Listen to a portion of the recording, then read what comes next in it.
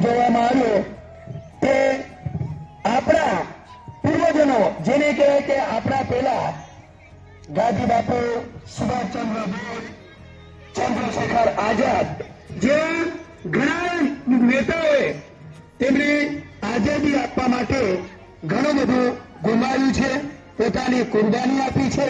આ તકે આખા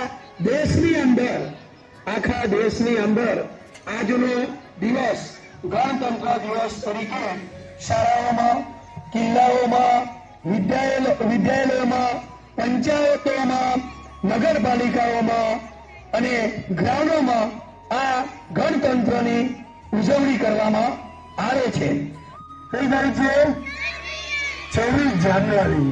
26 જાન્યુઆરી એટલે આપણો ગણતંત્ર દિવસ, પ્રજાસત્તાક દિવસ।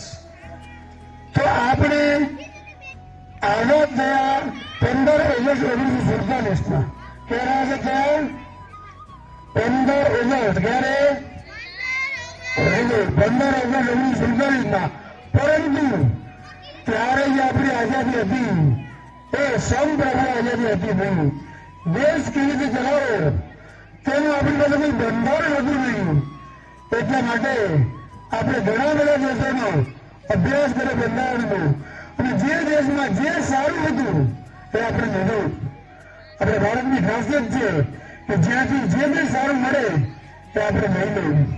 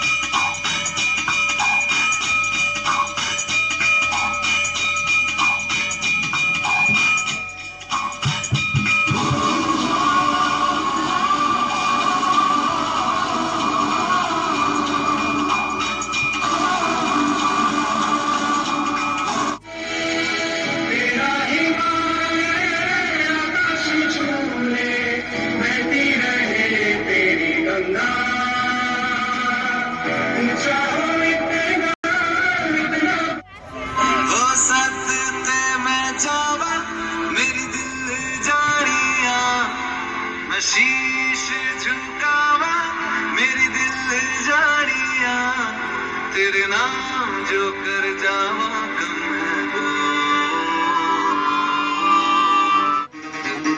बुरी नजर ना हम पे डालो, सुनो गौर से दुनिया वालों, बुरी नजर ना हम पे डालो, चाहे जितना जोर लगा लो सबसे आगे होंगे हिंदुस्तान।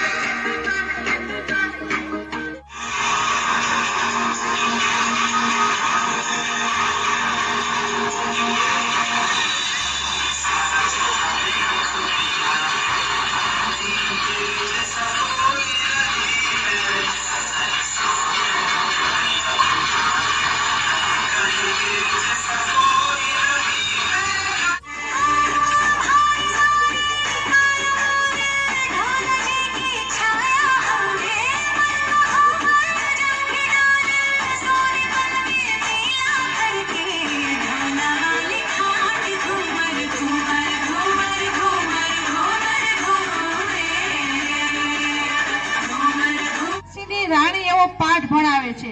પાઠ પૂરો થઈ જાય છે પછી શિક્ષક છે એ દરેક દીકરીઓને બોલાવે છે કે ચાલ બેટા તું ઊભી થા અને બોર્ડ ઉપર લખ કે હું ઝાંસીની રાણી જેવી બનીશ।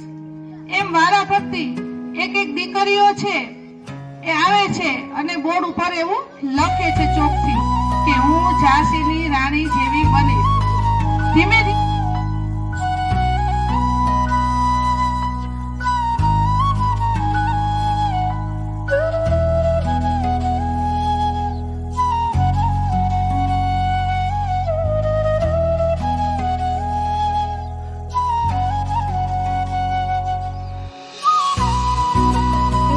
સારસ્વત મિત્રો, એસએમસીના સભ્યો, વાલી મિત્રો તેમજ જે દેશનું ભવિષ્ય છે એવા વાલા ભૂલકાઓ, રાષ્ટ્રીય ભાવનાને ઉજાગર કરવા માટે આપ સૌએ જે સમય આપ્યો, બાળકોને પ્રોત્સાહન આપ્યું એ બદલ શાળા પરિવાર વતી હું આપ સૌનો આભાર વ્યક્ત કરું છું. Thank you.